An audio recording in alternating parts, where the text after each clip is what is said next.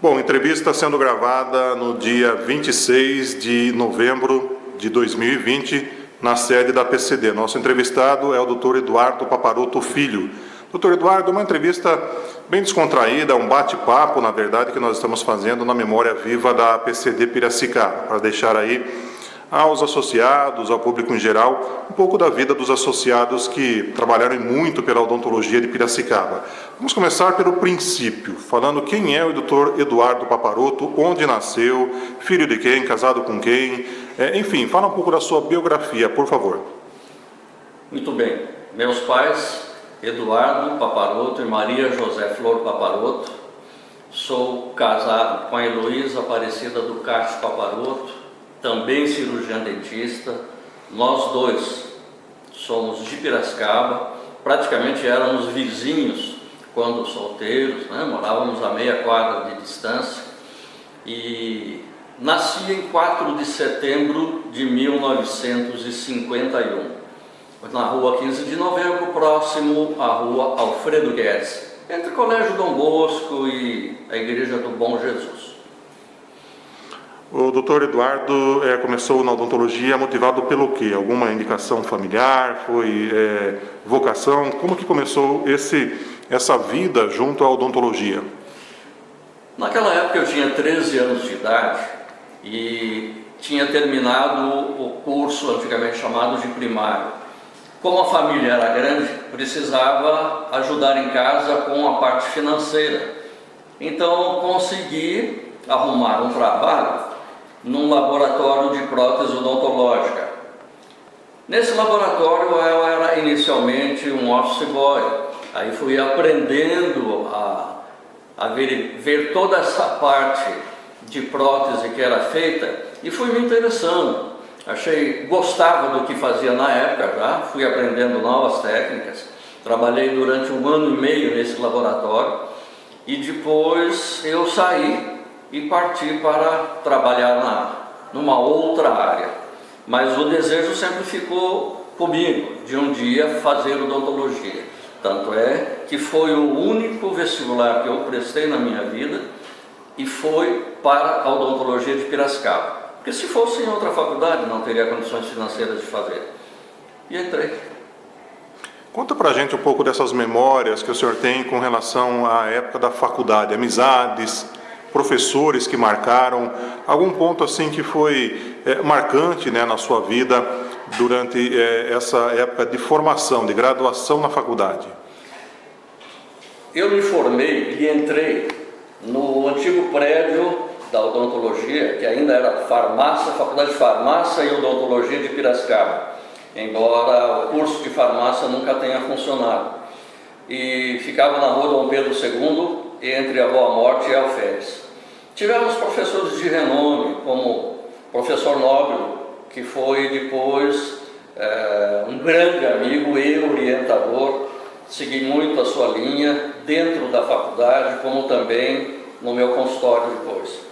Tivemos lá, em termos de amizade, hoje, José Lopes, Reinaldo Salvego, que eram da minha turma, também nativos de Piracicaba, e alguns outros que hoje despontam em outras faculdades, como professores associados ou até titulares. Lembra de mais alguém? Muitos. Quiser, fica à vontade. Professor Dalton, Edi Piedade, Nivaldo Gonçalves, professor Merzel, uma sumidade, professor Fausto, e até depois eu acabei fazendo mestrado em anatomia, sendo orientado pelo professor Fausto, né, na pós-graduação. Doutor, é isso que eu queria entrar agora nesse ponto. Quais as suas especialidades? O senhor clinica ainda na odontologia? Em qual área? Hoje já estou aposentado, ou estamos, porque a Heloísa também está, há cerca de 3 anos. E um dos fatores que me levaram a deixar a profissão foi o início de uma artrose, na parte de polegar, radicular de polegar, na parte de indicador. Então estava me dificultando o trabalho de pinçamento dos instrumentos. Doutor Eduardo, alguma memória sua a respeito de atendimento, alguma coisa engraçada, alguma coisa pitoresca que aconteceu na sua vida durante a odontologia que mereça ser registrada nessa entrevista? Eu não diria que foi pitoresca, mas nós tivemos que ir várias vezes ao consultório de madrugada para atender urgências.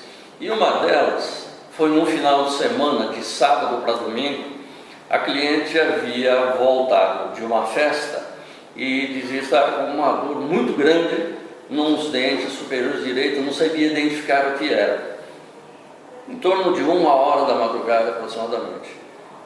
Fomos ao consultório, simplesmente a cliente foi passar um pedaço de fio dental, foi passar um fio dental e o fio enroscou e formou uma pressão no ponto de contato entre os dentes. Então, um deslocamento de madrugada para o consultório simplesmente para passar um fio dental na cliente que estava se queixando de muita dor. Esse foi um dos pontos. Outros senões, 31 de dezembro, meia-noite, saindo de casa para comemorar a data, que juntamente era com o aniversário da minha mãe. Toca o telefone, eu já fechando a porta da frente. Urgência, perdão. Indo para o consultório fazer pulpectomia. Imagine a alegria da gente depois de ter ação. Situações inesperadas que fazem parte do dia a dia de vocês, sem dúvida. Né? Doutor Eduardo, nós sabemos também da sua, vamos dizer assim, da sua dedicação à Irmandade da Santa Casa de Piracicaba. O senhor parece que é membro lá, inclusive, da Irmandade. Fala um pouquinho dessa dedicação, dessa posição sua diante da Santa Casa de Piracicaba. Isso. Quando nós paramos o consultório, há 3 anos e meio atrás, recebemos um convite para participar da diretoria da Santa Casa. Então, como já era irmão, pertencia à Irmandade, eu assumi durante o primeiro mandato do Dr. Pavão e participei com ele junto dessas atividades. A princípio, aprendendo muito. Uma das minhas contribuições dentro da Santa Casa foi elaborar, projetar a reforma da parte odontológica, a parte física, substituição de cadeiras, de equipamentos e da sala em si, totalmente reformada para o ambulatório odontológico, que é servido para o pessoal da cirurgia e traumatologia bucomaxilofacial e usado também para casos de urgência nos finais de semana pelo pessoal da Uniodonto. Graças a Deus conseguimos um bom resultado, ficou surpreendente, o pessoal gostou e isso foi também uma coroação numa homenagem que foi prestada ao professor Pércio, Dr. Pércio Fábio, pela sua dedicação durante todo esse tempo como diretor do departamento de cirurgia.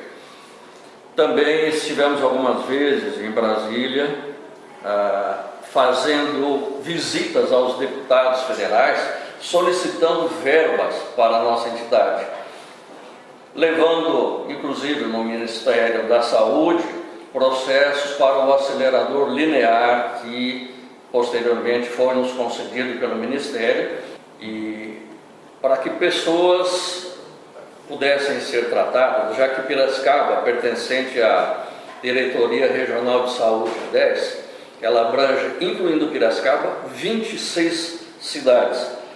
E todas essas cidades convergem com o pessoal que trata pelo SUS dentro da nossa Santa Casa, principalmente do SECAM. E sem dúvida já tínhamos planejado toda a parte parte física para a colocação, o pessoal do Ministério veio, aprovou, e a questão, aproximadamente de uns 4, 5 meses, chegou aqui em Piracicaba o acelerador e já está montado. Doutor Eduardo Paparoto, o senhor também foi membro da PCD em alguma diretoria passada, né? Como que foi essa sua participação junto a essa entidade? Tivemos a participação na diretoria do professor, do Dr. Fortinguerra, Carlos Roberto Fortinguerra. Isso nos anos aproximadamente de 76, 77. E eu era tesoureiro geral naquela época, em que tínhamos ainda uma sede pequena na rua Santo Antônio, esquina com a Avenida Armando Salles, e na nossa gestão foi adquirida uma esquina na Avenida Carlos Botelho, não me lembro com qual outra rua lá, e passamos a sede para lá, posteriormente. Daí começamos a ter essa parte de atendimento da EAP, Escola de Aperfeiçoamento Profissional, mas o embrião de tudo isso foi aquela época da Avenida Carlos Botelho. Essa sua vida junto a uma pessoa importante para a sociedade piracicabana, professor da Faculdade de Odontologia, vereador, enfim, um expoente muito grande da sociedade piracicabana, que foi o Carlos Fortinguerra. Fala um pouco dessa vivência sua com essa tão ilustre personalidade. Dr. Fortinguerra foi meu professor no primeiro ano da faculdade e nós formamos uma amizade ali com respeito e bastante sincera, professor-aluno, que se prolongou durante o curso todo. Quando terminamos o curso, como a nossa amizade era forte, inclusive com a Maria Lúcia, porque a Maria Ângela, irmã da Maria Lúcia, era da minha classe e era cunhada do Fortinguerra. Então, o Fortinguerra me convidou para fazer parte da tesouraria na diretoria dele. Posteriormente, acabei convidando-o, junto com Maria Lúcia, para serem nossos padrinhos de casamento, e assim foram. Ele era uma pessoa bastante calma, bastante compreensiva e de trato muito fácil. Um gentleman, realmente. Essas memórias são importantes, inclusive, para registro para o futuro, doutor Eduardo. Como que o senhor lembra dessa sede, que inclusive foi a primeira, né, da APCD ali na Curva do Oeste, né, na rua Santo Antônio, com Armando de Salles Oliveira? É uma sede pequena, hoje, tanto que a gente visita essa escola, a gente até se perde, tão grande que é, né? Como que é essa mudança ao longo desse tempo, esse sentimento daquela época e de hoje? Era uma sede bastante acanhada, né, doutor Romano? E ali não tínhamos condições de fazer muita coisa. Então eram feitas as reuniões normais, ordinárias. Quando vinha alguma pessoa de destaque, recebíamos lá. Até que um dia um carro perdeu a direção, entrou, quebrou a parede da nossa sede e nós tivemos que pensar em alguma coisa melhor. E aí foi a ideia de partirmos para uma situação em que futuramente pudesse ser criada uma escola de aperfeiçoamento profissional, de atualização para os nossos colegas e também os estudantes da FOP.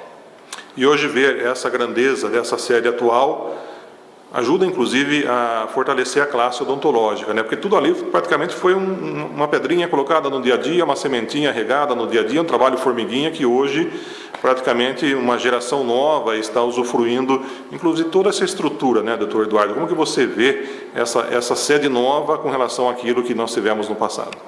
Exatamente. Inclusive, quando foi adquirida essa área de terreno, o Dr. Renato Benatti nos convidou para participar, que ele foi um dos membros da construção dessa sede, mas por motivos outros não tivemos condições de acompanhá-lo.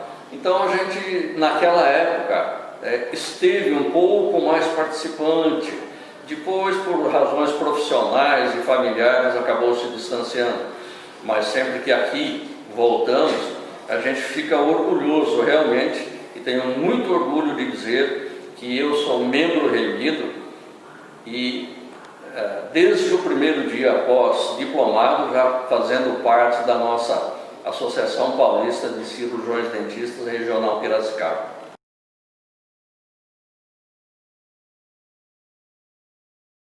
Eu sou cabo do Exército R2, né? Tenho ligações muito grandes com o Exército, ainda principalmente com a SPSEX, que é a Escola Preparatória de Cadetes do Exército. Eu tenho já há mais de 10 anos um Jeep 51 militar, que foi adquirido através de um leilão do Exército. E a gente restaurou esse Jeep e hoje participa das atividades no nosso tiro de guerra, o 2.028 aqui em Piracicaba. Com que finalidade? também foi uma outra área com a qual eu tive uma identificação muito grande, e a receptividade minha em relação a eles foi muito grande também. A finalidade desse GIP é de estimular os jovens, as crianças, a terem uma certa memória que hoje está desaparecendo, que é cultuar os nossos valores de antigamente. Então, do ponto de vista histórico, é muito importante, porque onde a gente vai, e por exemplo, fazemos parte de uma associação brasileira, paulista, de veículos, de viaturas militares antigas, restauradas. Junto com elas nós temos caminhões GMC da época de 42, meu filho tem um Jeep militar também, 42, participei inclusive ano passado da comemoração, a convite dos 75 anos do encerramento, 75 anos do desembarque do dia D, Operação Overlord, lá na costa da Normandia. Então é algo que está no sangue e a gente se dedica a isso também. A gente acompanha, inclusive, a sua participação junto ao Exército Brasileiro, com passagens no desfile de 7 de setembro, né, com esse Jeep que o senhor comentou. Recentemente o senhor recebeu uma homenagem na Câmara Municipal também, né? Correto. Essa dedicação, ela desenvolve muito a cidadania, principalmente num país que hoje a sua origem praticamente está perdida, onde nós não temos assim heróis para se agarrar. É importante essa ativação, essa ação junto a esse exemplo de cidadania, doutor Eduardo? Sim, inclusive eu tive a felicidade de poder estar junto com generais de alta patente em Brasília, aqui no tiro de guerra, e conversamos muito a respeito da época da minha infância, em que nós cantávamos o hino nacional às sextas-feiras, antes de entrar para as aulas, e hasteávamos a bandeira nacional. É um culto à pátria que hoje nós precisamos resgatar, porque aí estão os valores da cidadania. Essas escolas militares que voltou a se falar a partir da posse do presidente Jair Bolsonaro, o senhor acha que é válida? Plenamente válida. Por quê? Ela ensina educando e educa ensinando. Por quê? Quando éramos pequenos, não que fosse um regime militar, mas nós tínhamos respeito para com os professores. Então levantava-se, quando um professor chegava à sala de aula, os alunos estavam sentados, levantavam-se da cadeira até que tivessem permissão para novamente voltar a sentar. E isso, com o passar do tempo, além de outros fatores, foi fazendo com que a juventude deixasse aquela tradição de educação e de lhaneza para entrar numa escola com um celular hoje e achar que pode, durante a aula, fazer uso do celular. Se o professor chamar a atenção, ele nada pode fazer, porque o aluno sempre tem razão. Eu tive a felicidade também de estudar no Colégio Salesiano Dom Bosco, onde a educação era um pouco mais rígida do que em outros colégios. E lá nós tínhamos realmente a obrigação de sermos aquelas pessoas corretas dentro da sala de aula ou fora da sala de aula, quanto ao vestimento e quanto aos seus hábitos. O teu cabelo não nega mulata, porque és mulata. Doutor Eduardo, mudando um pouco de assunto, eu sei que a gente tem muita história para lembrar, sua vida também é muito importante com relação à sociedade piracicabana. O senhor também teve uma dedicação à radiofonia piracicabana, né, nos anos 60. Como que tudo começou, aonde começou, inclusive?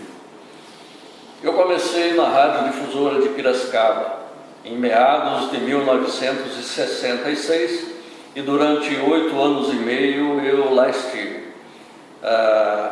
Trabalhando na parte de sonoplastia, na técnica de som, e fazendo inclusive a parte técnica de reportagens externas, de transmissões de futebol, na época em que o 15 subiu da antiga primeira divisão para a divisão especial outra vez, já que ele havia caído em 67. tínhamos uma equipe muito boa, muito unida. Foi uma época que eu só tive aprendizado. Muitos ótimos, alguns nem tanto, mas que serviram para formar aquela ideia de cidadania que a gente precisava. Essa época, inclusive, ainda era uma época de ouro para o rádio piracicabano. Sem dúvida, porque naquela época nós tínhamos, a difusora era conhecida como a emissora das grandes realizações. E existiam cantores que se destacavam muito, por exemplo, Aguinaldo Raiol naquela época era considerado o rei da voz. Sérgio Reis estava começando na parte de jovem guarda, ainda não com a área de sertanejo. Então nós tivemos, esse pessoal vinha fazendo shows, principalmente nos aniversários do dia 12 de outubro, que era comemorado o aniversário da Rádio Difusora, e eles vinham fazendo shows que eram patrocinados pela nossa emissora. Depois eles iam até a Difusora, onde nós nos confraternizávamos, conversávamos, e a Difusora naquela época só existia, aliás não só a Difusora, mas muito pouco era difundida a frequência modulada, a FM. Piracicaba não tinha nenhuma emissora, então nós éramos, e nem chamada era de FM, de AM ainda, era chamada de ondas médias, que tinham ondas médias, ondas curtas, ondas longas. Depois que veio a denominação das ondas médias para amplitude modulada, a AM, né? E posteriormente a FM. Mas a Difusora tinha uma aceitação muito grande, não só em Piracicaba, como também a penetração era muito boa em toda a região, nas cidades circunvizinhas. Doutor Eduardo, essa época da sua vivência na Rádio Difusora ainda era a época da rádio de auditório? Exatamente, tínhamos os programas de auditório aos domingos de manhã, normalmente eram programas sertanejos, programas de cururu, Cobrinha, que era o celesteiro de Piracicaba, tinha o seu programa também individual, todo domingo. No meio da semana, às quintas-feiras, tinha programa da juventude, que era a Onda do Iê. Aos sábados tinha programa também de atrações, em que às vezes até cantores de São Paulo participavam. A época que a Difusora promovia grandes gincanas e que tinham as escuderias, tipo Equipe Lanca, Equipe Alta, Zum Zum, exatamente. A Rádio Difusora foi um celeiro de artistas, Léo Batista, Francisco Milani, Ari Pedroso, o deputado, né, estadual. Como que foi essa vivência? O senhor chegou a conhecer alguma dessas estrelas? O Milani eu conheci numa das homenagens que a Rádio Difusora nos prestou. Ele já estava na Rede Globo do Rio de Janeiro há muito tempo, então ele veio e participou num auditório cedido para essa homenagem no Instituto Educacional Piracicabano, ali na Rua Boa Morte. Quando o Ari Pedroso foi para a Difusora, ainda nós tínhamos um locutor chamado Ulisses Mick, que era o principal narrador de esportes. E o Ari Pedroso fazia parte da rádio, então, a Voz Agrícola do Brasil de Piracicaba. Aí ele foi e me convidou para participar da equipe dele. Todos os jogos, normalmente, eu ficava na cabine como técnico responsável. E Ariovaldo Buquerque ficava na parte de campo. Um outro fato curioso foi que, através do Ari Pedroso, conhecemos o senhor João Guidotti, Rubens Guidotti, que eles estavam, na época, começando a fazer Piracicaba acontecer em televisão com a TV Piracicaba, canal 26. E me convidaram para fazer parte de equipe de iluminação, equipe de filmagem. Então eu fui um dos pioneiros também da TV Piracicaba, canal 26. Ela entrava em alguns horários noturnos na Rede Record de televisão, como hoje acontece com o IPTV, com essas outras emissoras regionais, que em determinados horários ocupam a grade das principais emissoras. Desculpa um pouco a falha de memória, o senhor já era dentista nessa época? Não. Não. Eu trabalhei na Rádio Difusora enquanto fazia o antigo colegial, antigo ginásio, antigo colegial. Prestei vestibular, trabalhando na Rádio Difusora, e agradeço muito a ela, inclusive, porque me facilitou. Eu trabalhava durante o dia e estudava à noite. Quando entrei na faculdade, foi feito um acerto de horários que eu podia frequentar a faculdade durante o dia e eu trabalhava à noite. Então, à noite e de madrugada. Sábados e domingos eram os horários de maior concentração que eu trabalhava, por não ter tanta disponibilidade nos dias de semana. Doutor Eduardo, essa época da sua vivência na Rádio Difusora, ela vem numa fase pós-era do ouro do rádio. Como o senhor mesmo disse, tivemos aqui as gincanas que movimentavam, inclusive, diversas, centenas de pessoas. Praça José Bonifácio praticamente ficava lotada durante essas gincanas. E delas surgiram aí grandes escuderias, né, do carnaval. Hoje nós temos um suspiro, vamos dizer assim, do rádio, embora seja ainda uma das mídias mais rápidas, mais conceituadas, com maior credibilidade, inclusive. Mudou muito o rádio dos anos 70 para os anos 2020, né? Hoje, praticamente, a gente tem o rádio no celular, na televisão. Fala um pouquinho mais dessa vida, desse, vamos dizer assim, desse estrelato que o rádio proporcionava e hoje, praticamente, se encontra estagnado, segundo o meu ponto de vista. Quando a gente trabalhou em rádio, em São Paulo existia um locutor que era também produtor e apresentador do programa dele, diretor artístico da Rádio Bandeirantes, chamado Hélio Ribeiro.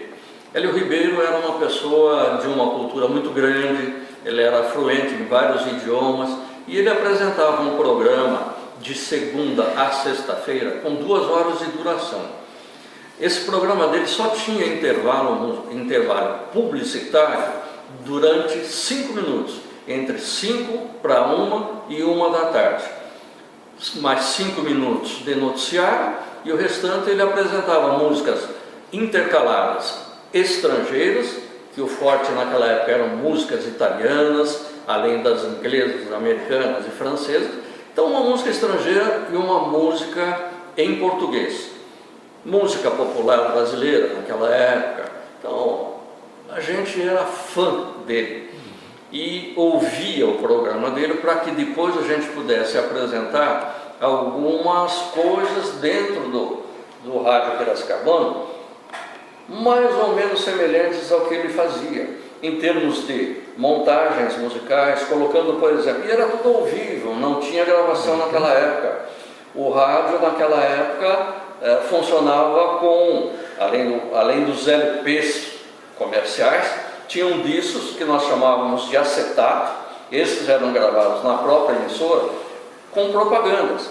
Então, intercalávamos hora de locutor, hora de propaganda gravada, vinham algumas propagandas também de São Paulo, e aí a gente aproveitava, principalmente nos finais de semana, em que a publicidade era pouca, fazer as montagens mais ou menos de acordo com o que a gente ouvia. Então, de uma música que era em inglês, por exemplo, e tinha uma versão italiana e uma versão em português, a gente, durante aqueles 3 minutos de cada música, a gente mesclava um pedaço de cada uma, tudo ao vivo, e isso dava uma realização muito grande para a gente. E o cliente, o ouvinte ligava: poxa, onde que eu acho esse disco para comprar? Não existia esse disco, porque a gente fazia essas montagens diretas, e era uma realização que não tem como descrever de tão boa que era. A gente nota uma certa alegria quando o senhor fala de rádio, né? Por mais que tenha vivido a odontologia, realmente foi uma paixão que deixou bastante memória, bastante amor no coração.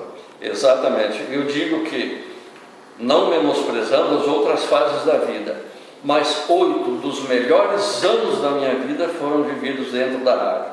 Por quê? Porque eu conheci gente, eu aprendi muita coisa, eu era uma pessoa muito inibida, o rádio me ajudou com isso, a diminuir ou até perder essa inibição que eu tinha.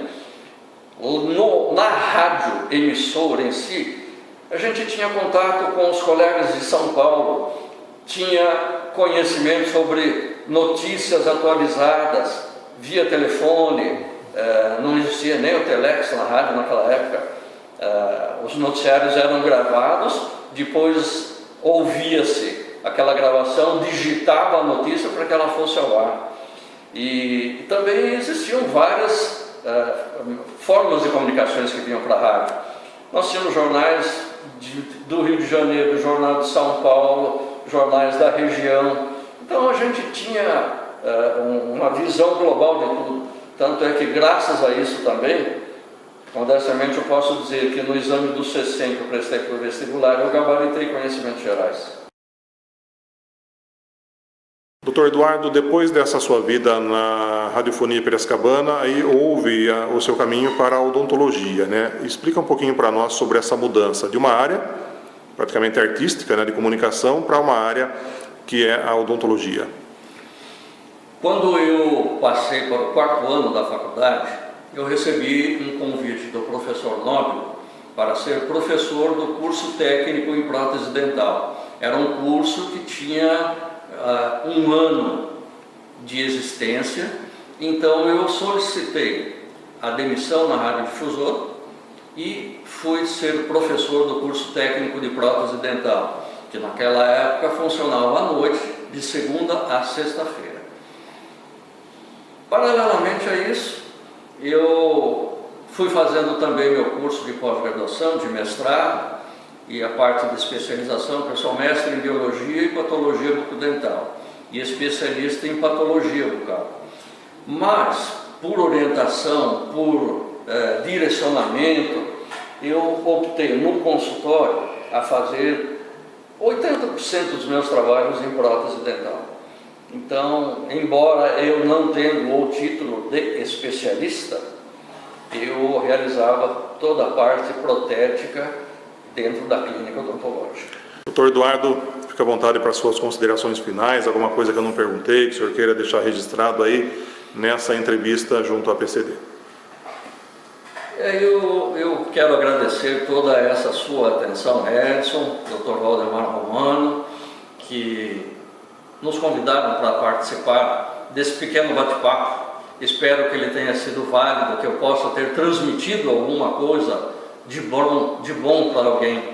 E como sucessão, digamos assim, dentro da família, na parte de odontologia, nós temos hoje a Silvia Paparoto Lopes, que é filha do meu irmão, minha sobrinha, e a filha dela também está cursando odontologia.